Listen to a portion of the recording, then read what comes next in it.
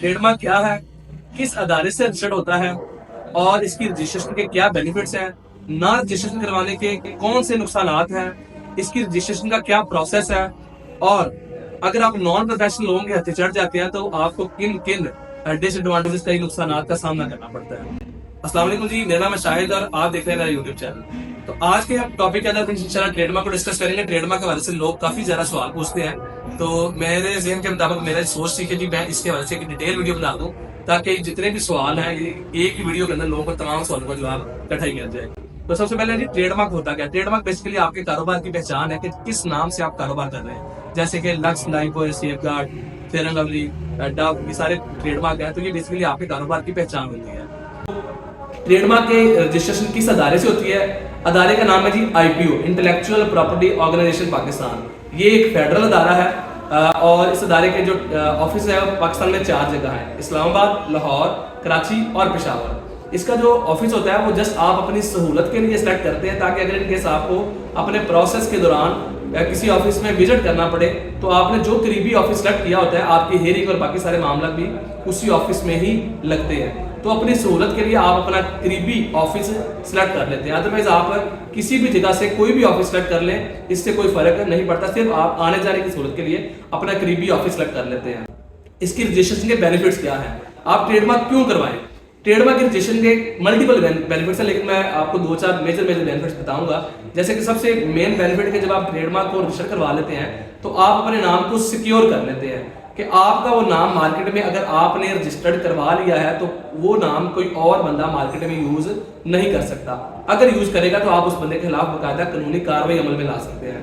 और कानूनी कार्रवाई किस तरह से कि इसका हवाले से PPC का सेक्शन है 481 से लेकर 487 तक, जो कि आपके ट्रेडमार्क, आपके मार्क को ही डील करता है। उसके तहत अगर कोई बंदा आपका रजिस्टर्ड नेम इस्तेमाल कर रहा है और आपके पास उस नाम को यूज करने के फुली राइट्स हैं, तो आप उस बंदे के खिलाफ बाकायदा PPC के सेक्शन 481 से 487 के तहत FIR दर्ज करवा सकते हैं। और वो FIR भी नॉन बेलेबल ऑफेंस है, उसकी बेल भी तब तक नहीं होगी जब तक वो बंदे को आप खुद माफ ना करें, वो आपको हर्जाना ना भरे, जो भी आप उसको पेनल्टी लगाएं, जब तक वो बियर नहीं करता या वो फुलफिल नहीं करता, आपको राजी नहीं करता, तब तक आप उसको जेल में भी डलवा सकते हैं, उसकी जमानत भी नहीं होगी, उसको कारोबार करने से भी रोक सकते हैं अगर आप अपने ट्रेडमार्क को रजिस्टर करवा लेते हैं उस सूरत में। और उसके बाद आपके ब्रांड की दूसरा बेनिफिट ये है कि आपके ब्रांड की मार्केट में एक पहचान हो जाती है। आप जब भी किसी को अपनी प्रोडक्ट सर्विस सेल करते हैं तो आजकल हर बंदा आपसे पूछता है कि आप रजिस्टर्ड है। तो अगर आपने ट्रेडमार्क रजिस्टर्ड करवाया हुआ है तो आपकी मार्केट में एक अच्छी जो है ना वो पहचान हो जाती है, आपकी एक अच्छी साख हो जाती है। तो रजिस्ट्रेशन करने का एक दूसरा बेनिफिट ये भी है। उसके बाद आपको बेहतर बिजनेस अपॉर्चुनिटीज मिलती हैं। अगर आप रजिस्टर्ड ट्रेडमार्क के साथ काम कर रहे हैं तो ज्यादा बिजनेस अपॉर्चुनिटीज मिलती है, क्योंकि नॉन रजिस्टर्ड बंदे को मार्केट में कोई कंसिडर ही नहीं करता। अब आते हैं इसके डिसएडवांटेजेस की तरफ। अगर आप रजिस्ट्रेशन नहीं करवाते तो आपको किन किन नुकसानात का सामना करना पड़ता है। सबसे पहला जो रजिस्ट्रेशन का बेनिफिट है, दूसरी तरफ वो इसका डिसएडवांटेज अगर आप नहीं करवाते। किस तरह से कि अगर आप एक नाम को आपने मार्केट में एक नाम से कारोबार शुरू कर दिया और वो नाम आपका चल गया, आपकी एक साख बन गई, कल को कोई बंदा उस नाम को ही उठ के रजिस्टर्ड कर लेता है और वो पहले चेक करता है कि नाम रजिस्टर्ड है कि नहीं है, उसको पता चलता है कि नाम रजिस्टर्ड नहीं है और वो उठ के उस नाम को रजिस्टर्ड कर लेता है। रजिस्टर्ड करने के बाद जब उसके पास उसके राइट्स आ जाएंगे तो एक तो आपकी प्रोडक्ट का मार्केट में रेप्लिका बन गया, दूसरे नंबर पे वो बंदा जब रजिस्टर्ड हो जाएगा तो वो उल्टा आपके खिलाफ FIR करवा देगा और आपको ही आपका नाम यूज करने से रोक देगा और उल्टा आपको उठा के जेल में डाल देगा और आपकी जमानत भी नहीं होगी। तो आपको कैसा लगेगा आपको आपके नाम के ऊपर ही जो है ना वो काम करने से रोक भी दिया जाए और आपको उल्टा उठा के जेल में भी डाल दिया जाए, तो कैसा लगेगा। दूसरे नंबर पे अगर आप रजिस्टर्ड नहीं है तो वही बात है कि आपको बिजनेस अपॉर्चुनिटीज बेहतर नहीं नजर आती, मार्केट में जो आपकी साख है वो बेहतर नहीं बनती। तो लिहाजा ट्रेडमार्क रजिस्टर करने के हर लिहाज से आपको फायदे ही फायदे और ना रजिस्टर करने के कई नुकसान है। जैसे सबसे बड़ा नुकसान आपको आपका ब्रांड का नाम यूज करने से ही रोक दिया जाता है और आप अपने नाम से ही हमेशा के लिए महरूम हो जाते हैं। इसकी रजिस्ट्रेशन कैसी होती है, क्या प्रोसेस है, कितना टाइम लगता है, बहुत ज्यादा लोग ये सवाल पूछते हैं। तो ट्रेडमार्क की रजिस्ट्रेशन का जो मुकम्मल प्रोसेस है वो तकरीबन 1.5 से 2 साल, 2.5 साल, 3 साल भी लग जाते हैं। मिनिमम टाइम 1.5 साल है। और अब लोग अक्सर पूछते हैं कि टाइम इतना ज्यादा क्यों लगता है, उसके पीछे भी मल्टीपल फैक्टर्स हैं। जैसे कि इसकी रजिस्ट्रेशन के अंदर सबसे मेन चीज कि इसका जो अदारा है उसका स्टाफ बड़ा लिमिटेड है और उसके अंदर और जो है ना वो प्रोसेस स्टाफ लिमिटेड होने की वजह से प्रोसेस बहुत जो है ना कॉम्प्लिकेटेड और लेंथी हो जाता है। इसके अंदर एक इंपॉर्टेंट बात कि रजिस्ट्रेशन जो है ना वो 1.5 से 2 साल के प्रोसेस में किस तरह से होगी।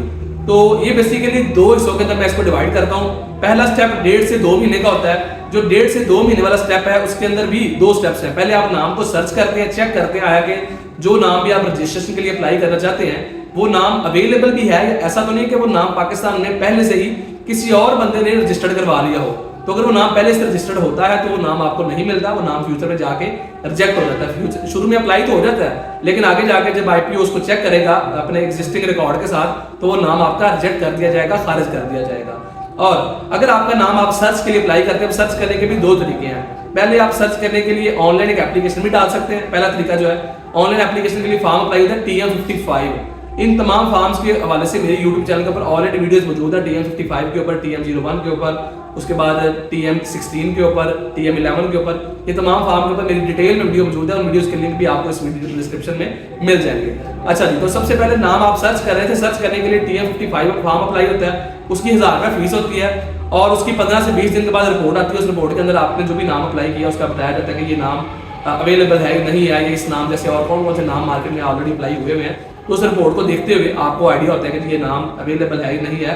और उस रिपोर्ट को भी देखना हर बंदे के बस की बात नहीं होती। ऐसे ही है कि जैसे आप अपना मेडिकल टेस्ट करवाते हैं तो आप अपनी रिपोर्ट को खुद, अगर आपका जो है ना मेडिकल नॉलेज इतना नहीं है तो आप अपनी रिपोर्ट को खुद नहीं देख सकते कि उसके अंदर क्या लिखा हुआ है और रिपोर्ट क्या कह रही है। ऐसे ही ये रिपोर्ट भी यस या नो की शक्ल में नहीं बता रही कि आपका नाम अवेलेबल है या नहीं है। इस रिपोर्ट को भी आपको डीपली स्टडी करना पड़ता है। बार आपको जब अपना नाम अप्लाई करते हैं तो आपको ये लगता है कि शायद ये नाम मेरा जो है ना वो अवेलेबल है लेकिन वो नाम अवेलेबल नहीं होता, या दूसरी तरफ में आपको लगता है कि नाम अवेलेबल नहीं है लेकिन वो नाम अवेलेबल होता है। तो उसके लिए आप किसी प्रॉपर प्रोफेशनल कंसल्टेंट की अगर सर्विसेज ले लें या उसकी रहनुमाई ले लें तो ये डिसीजन उस पर छोड़े तो ज्यादा बेहतर है। नाम सर्च करने का पहला तरीका, दूसरा तरीका ये है कि आप मल्टीपल नेम लेते हैं, एक पे ऑर्डर बनवाते हैं डायरेक्टर जनरल आईपीओ पाकिस्तान के नाम के ऊपर और आप इनके किसी भी ऑफिस में चले जाते हैं, जो भी ऑफिस आपको करीब पड़ता है, लाहौर वाला, इस्लामाबाद वाला, कराची वाला या पेशावर वाला, उस ऑफिस में जाके आप 600 का पे ऑर्डर बनवाते हैं और 600 के पे ऑर्डर का गेस्ट आपको तकरीबन आधा घंटा जो है ना वो मिलता है। आधे घंटे में वो आपको अपने सिस्टम के ऊपर बिठा देते हैं जिस सिस्टम के अंदर उनके तमाम ट्रेडमार्क्स का रिकॉर्ड वहाँ मौजूद होता है। तो वहाँ से आप नाम चेक करते हैं और नाम चेक करने के बाद मतलब आप 10, 15, 20, 30 जितने भी नाम है उस पर्टिकुलर टाइम जो कि आधा घंटा है उसके अंदर आप चेक कर सकते हैं और आप देखते हैं जी कौन सा नाम अवेलेबल है कौन सा नहीं है। और वहाँ एक ही दिन में आधे घंटे के अंदर ही फैसला हो जाता है जी कौन सा नाम अवेलेबल है और कौन सा नहीं है। तो उसके बाद आपको कंफर्म हो गया और देन आप अपना नाम क्या करते हैं जी, आप उस नाम का आगे लोगो बनवाते हैं जो नाम भी फाइनल हुआ और उस नाम को आप रजिस्ट्रेशन के लिए अप्लाई कर देते हैं। रजिस्ट्रेशन को अप्लाई करना जो है ना वो उसके लिए फॉर्म अप्लाई होता है TM01।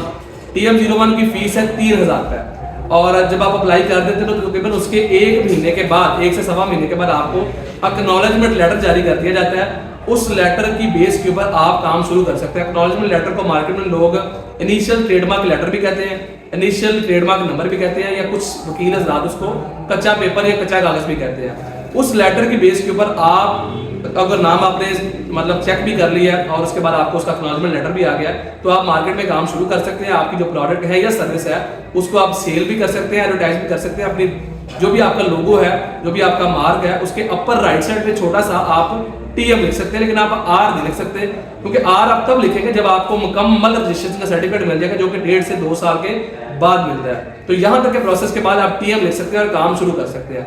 इसके बाद अगला प्रोसेस 1.5-2 साल आईपीओ के ऑफिस में चलता रहता है। उसके 3-4 महीनों के बाद आपको ऑब्जेक्शन लेटर आता है अक्सर बेशतर केसेस के अंदर, उसका आपने प्रॉपर प्रोफेशनल तरीके से इनको रिप्लाई करना होता है। उसके बाद आप रिप्लाई कर देते हैं और रिप्लाई कुछ केसेस में आपका एक्सेप्ट हो जाता है, कुछ केसेस में जो है ना वो हेयरिंग लग जाती है। अक्सर अगर हेयरिंग लग जाए तो हेयरिंग के दौरान अगर आप अपना केस खुद डील कर रहे हैं तो आप खुद उस डेट को वहाँ अपना जो भी डॉक्यूमेंट्स है वो लेके उनके ऑफिस में पेश होते हैं।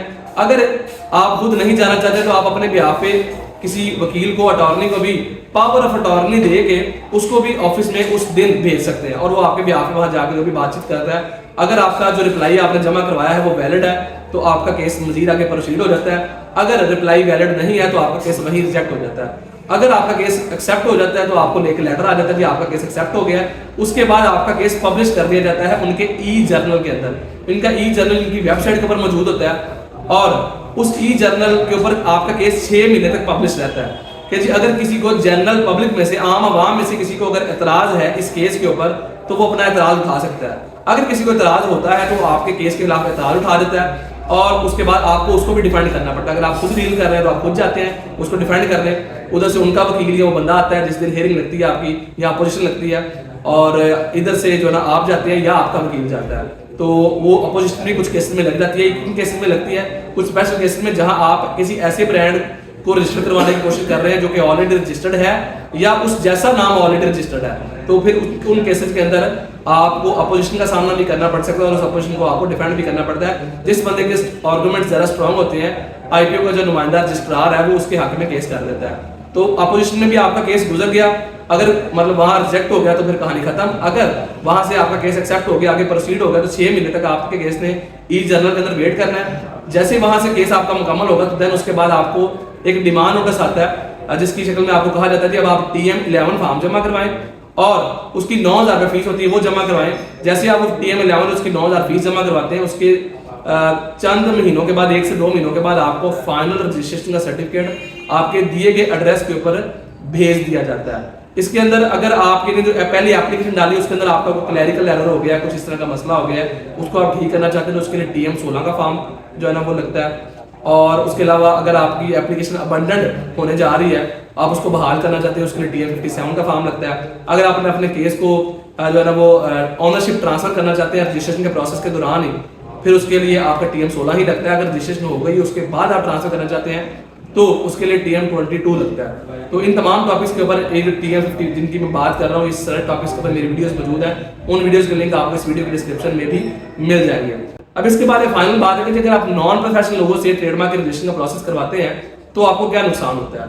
उसका सबसे बड़ा नुकसान है नॉन प्रोफेशनल जो बंदा है उसको ट्रेडमार्क के रजिस्ट्रेशन का ना उसने लॉ पढ़ा हुआ है, ना उसको पता है कि क्या है, जस्ट उसने यूट्यूब से हल्की फुल्की वीडियोस देख के जो इनिशियल रजिस्ट्रेशन का प्रोसेस है वो करना जानता है, और आगे उसके फिशों को भी नहीं पता कि ये काम कैसा है, या बात वो इनिशियली ही इतनी बड़ी गलती कर देता है कि आपका वो नाम अप्लाई कर देता है जो नाम शुरू से अवेलेबल ही नहीं होता, और उसके बाद जी अगर वो नाम अवेलेबल नहीं है और वो नाम आपका अप्लाई कर दिया गया तो आप समझ लीजिए मेरा नाम रजिस्टर के प्रोसेस में डाल दिया गया और ये एक्सेप्ट हो जाएगा, लेकिन फ्यूचर में जाके रिजेक्ट हो जाता है, या अगले प्रोसेस में जाके आपके केस को जो प्रॉपर तरीके से टैकल करना है, जो ऑब्जेक्शन लेटर आता है उसका रिप्लाई करना है, उसके बाद हियरिंग अटेंड करनी है, उन चीजों के बारे से तो उसका एक्सपोजर ही नहीं होता, उसको पता ही नहीं होता, तो वहां भी आपका केस प्रॉपर डील ना करने की वजह से आपका केस खारिज कर दिया जाता है और आपकी जो इतनी मेहनत है वो सारी की सारी मेहनत जाया होगी, आपके पैसे भी जाया हुए, और मीनवाइल आपका नाम मार्केट में चल गया और आपके नाम को उठा के कोई और बंदा मीनवाइल रजिस्टर करवा लेता है, तो आपका कितना नुकसान हुआ। आपको सिर्फ वो जो आपकी इनिशियली आपने कंसल्टेंट को फीस दी या जो गवर्नमेंट को फीस दी सिर्फ वो जाया नहीं हुई, आपका बहुत बड़ा बिजनेस का लॉस हो जाता है। इस वजह से ट्रेडमार्क की जो सर्विसेज है वो कोशिश करें कि इंतहाई प्रोफेशनल कंसल्टेंट से इसकी सर्विसेज लें। इस हवाले से मैंने काफी डिटेल में यूट्यूब के ऊपर वीडियोस भी बनाई हुई हैं और मैंने काफी डिटेल में आप लोगों को एक्सप्लेन भी कर दिया है। इस हवाले से अगर आपको सर्विसेज रिक्वायर्ड हो तो आप हमारी सर्विसेज भी ले सकते हैं। हम अल्हम्दुलिल्लाह अब तक जो है ना वो 200 प्लस ट्रेडमार्क रजिस्टर कर चुके हैं और अल्हम्दुलिल्लाह इस काम के अंदर हमारा काफी ज्यादा तजुर्बा है, और अगर आप इस वाले से सर्विसेज आपको चाहिए तो आप दिए गए व्हाट्सएप नंबर के ऊपर राब्ता कर सकते हैं। इस वाले से किसी को फिर वैसे भी कन्फ्यूजन हो तो भी वो मुझसे फ्री ऑफ कॉस्ट रहनुमाई भी ले सकता है। तो मिलते हैं इस तरह की किसी और वीडियो में किसी और टॉपिक के साथ, तब तक बहुत सारा ख्याल रखिए। अल्लाह हाफिज़।